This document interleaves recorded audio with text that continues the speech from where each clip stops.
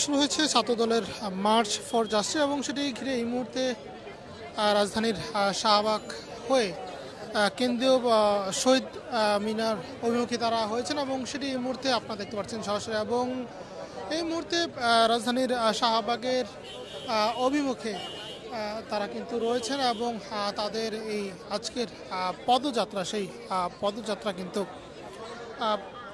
পদযাত্রা ঘিরে এই মুহূর্তে শাহবাগ হয়ে তাদের যে কর্মসূচি মার্চ ফর জাস্টিস সেই জাস্টিস কর্মসূচি ঘিরে তাদের বিভিন্ন পর্যায়ের নেতাকর্মীরা তারা কিন্তু আজকের পদযাত্রা এই মুহূর্তে অপেক্ষা করছেন এবং এই মুহূর্তে আনুষ্ঠানিকভাবেই তাদের মার্চ ফর জাস্টিস কর্মসূচি কিন্তু শুরু হয়ে গেছে এবং সেটি এই মুহূর্তে আপনারা দেখতে পাচ্ছেন সরাসরি। এবং এই মুহূর্তে ছাত্র দলের মার্চ ফর জাস্টিস কর্মসূচিকে ঘিরে তাদের বিভিন্ন পর্যায়ের নেতাকর্মীরা কিন্তু পদযাত্রায় অংশ নিয়েছেন, যেখানে দেশের বিভিন্ন পর্যায়ে ছাত্র দলের নেতাকর্মীরা যারা রয়েছেন তারাও কিন্তু আজকের তাদের কর্মসূচিতে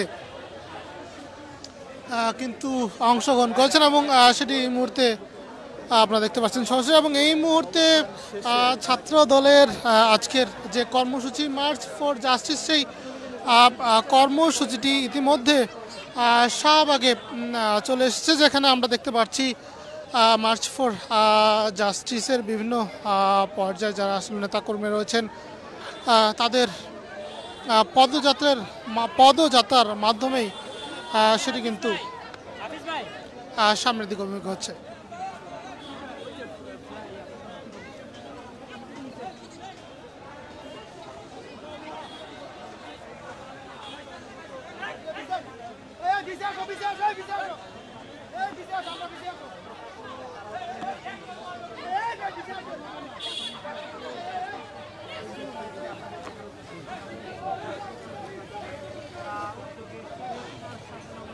যেমনটি আসলে দেখতে পাচ্ছেন ছাত্রদের আজকের মার্চ ফর জাস্টিস, সেখানে তারা কিন্তু